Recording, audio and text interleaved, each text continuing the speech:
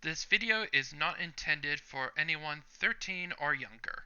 Hello viewers and welcome back to My Hero Academia Chapter Reaction. I'm your hub host Josh24214 and today we are tackling Chapter 279. It's been a long time since Chapter 278 and a bit of a recap. We have the students of 1A and 1B are about to go head to head with Gigantomachia and Momo has forged a plan to drug the beast and hopefully neutralize him so he doesn't destroy the entire town. So yeah, that's quite a huge load, and also with some of the League of Villains are hiding on Gigantomachia's back. So how will our heroes handle? Well, let's dive into chapter 279 and find out. Before we get started, make sure you hit that subscribe button. It only takes 2 simple clicks. Click, click. Enjoy the episode. And before we start the chapter, we get a full double page spread of colored art with of 1A and 1B students being added, and it looks really good. And we have the usual title logo of My Hero Academia, translation by Cabal Cook, and lettering by John Hurt and by Kohei Horikoshi. So let's get into the chapter proper. And yeah, we start off with our chapter. We are with Mudman, and he's just preparing the ground to become a softening the ground. And we have Mudman talking, saying, "Here, that should do it." And we have a little flashcard of saying, "Class 1B's Mudman, Juzo Honokuni."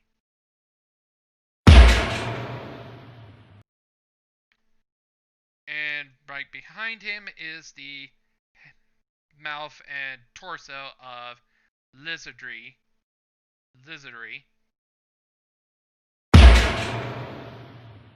And she starts talking, saying, "Quick, we need to go now. He's practically on us." And she just pinches Mudman off, and with Mudman saying, "You think Monema's group is okay, Togage?"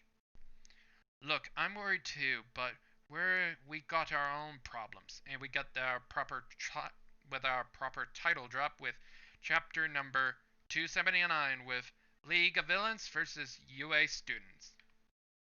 And we see the remaining head of Togage just seeing Giga just coming closer and closer.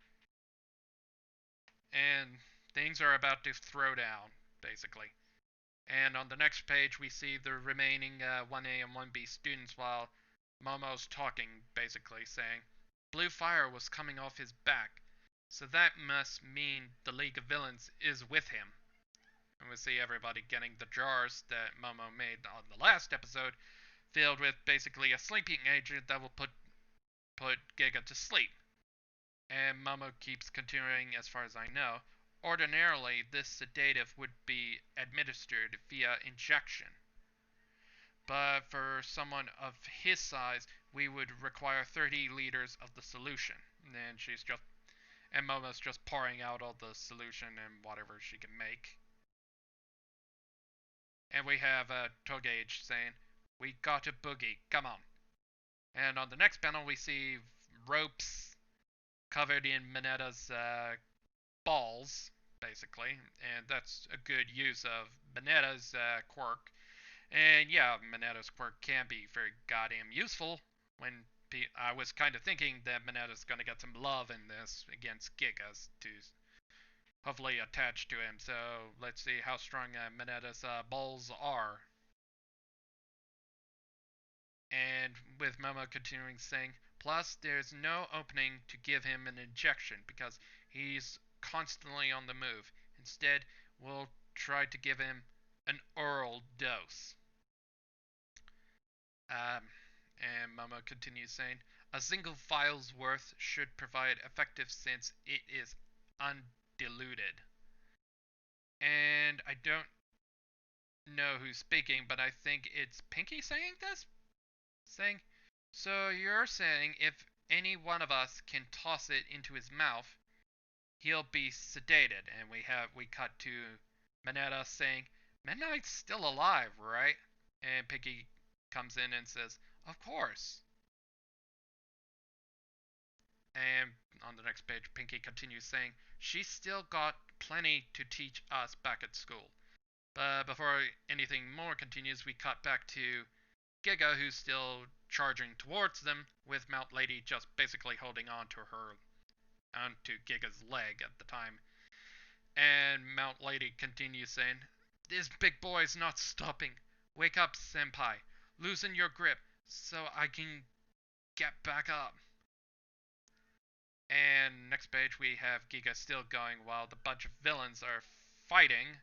I think that's Midnight still fighting the villains from earlier from the previous chapter. But then Giga starts sinking into the quicksand, basically a quicksand trap from Mudman. And Toga and Mr. Compress feels the drop. And we cut back to Momo, and she starts saying, "He's going down as planned." And Giga's just starting sinking down into the mud. And on the next page, we do see Giga officially sinking up to his torso and basically his torso and arms and head, while the League of Villains are just getting lifted into the air because of the sense of gravity. And we quickly cut back to the villains who's fighting Mount Lady getting distracted, with Earphone Jack saying, "Right on target. Go, go, go!" As the rest of our heroes just try to get ready to put it into Giga's, the solution into Giga's mouth. We see, oh, fudge, it's been a long time. I can't remember her name, who looks like a goddess, and she's saying, "Forgive us our numbers advantage," as she uses her quirk to wrap around her vine's hair around Giga's neck and try to force his neck upwards while more ropes are attached to his jaw, so he will have to force it open. And on the next page, we still see that our heroes are still trying to open Giga's jaw up, while one of the heroes saying, "Our prospects will be slim if he manages to stand up." And we have Sugarman basically in the next panel saying, "Nap time, big guy," as we see the ropes of Minetta's balls attached to the lower part of the jaw of Giga. And we quickly cut back to Mr. Compress and Toga as Mr. Compress continues saying, "It's UA. Why are so many of them here?" And Toga's just like not saying anything. And now we have Tailman, Shining Knight, and Tentacruel just going up the back just to take on the League of Villains. As we see, I Can't Stop Shining just basically says, we can't let the villains interfere." And we see Earphone Jack using her earphone cords and about to do another blast, a sonic blast, but gets interrupted by, that the thing she tries to use, but Dobby sees it and just use his fire blast, and that hurts Earphone Jack, basically, and she feels the pain. As we see now the three heroes who was going from behind now attacking the League of Villains, and we see the discs of Charge Bolt finally getting used. And on the next page, we see them attaching to random places. Didn't hit at least one. One's right next to Toga. One does get attached to Mr. Compress's feather in his hat. We see one on Spinner's arm. And we see two on Skeptic's head and arm, as Charge Bolt's about to bring down the thunder. I don't know who there's one person from 1B, I can't remember, doing something I can't remember. I think levitation or something, as Charge Bolt thinks to himself, saying, "Those targets will keep me from inflicting friendly fire. Now eat this!"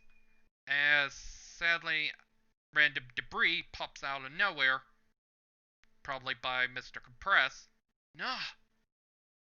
As we cut back to Mr. Compress, and he starts talking, saying, he nearly had us. That's the child who sucked up the electric attack at the villa. Unfortunately, now I've deployed my stock of seeds with basically his marbles, and one of the boulders from the villa hits Charge Bolt, so he's basically out of the fight. As we see Giga's mouth starts to open, and now some of the heroes are going to try and toss it, saying, sleep! Sleep, damn it! As we see Togage, Cellophane, Momo, Invisible Girl, and Mineta just tossing their sleep grenades onto Giga, with one of them saying, "We can't let him reach the city." And Giga just does the following, just breathes on them. And basically, in the next page, we see a double page of like some multiple panels, just 2 page of Giga just blasting those heroes with his breath and causing basically the equivalence of a nuclear blast. Now that I'm thinking curiously, if that was just him breathing, I can't imagine what sneezing would look like. It would probably be an equivalent to an atomic bomb going off or something. And as we see those heroes flying away with Mineta, Momo, Mushroom Girl, Invisible Girl getting caught in the blast. Wah! And we cut back to Pinky with someone else saying, "Hang on, guys! That stinks!" And Tailman just grabs onto a tree with his tail, saying, "Ah!" And next we see Giga, and now we see that Dobby is now doing another flame blast, making sure nobody can reach Giga at this point. As we quickly cut back to Dobby as he starts talking, saying, "A quirk that transforms morale into physical energy. Another that reminds him no, another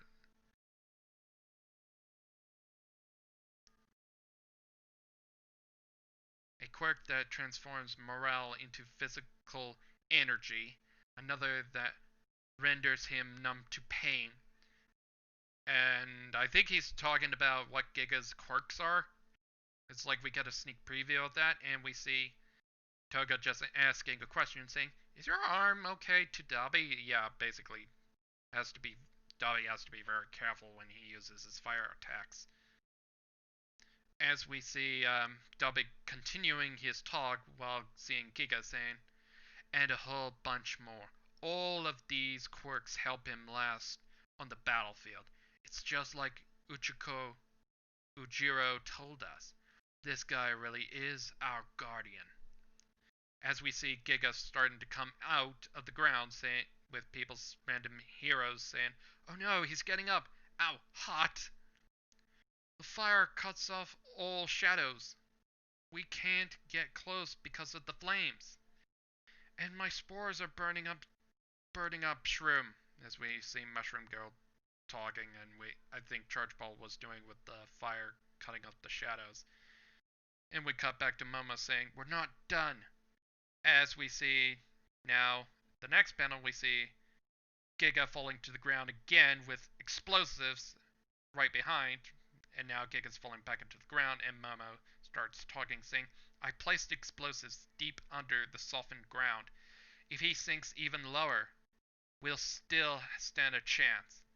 And as we cut back to Spinner, and he says, "Hey, this guy's a pro at digging underground, right? Might even be faster that way."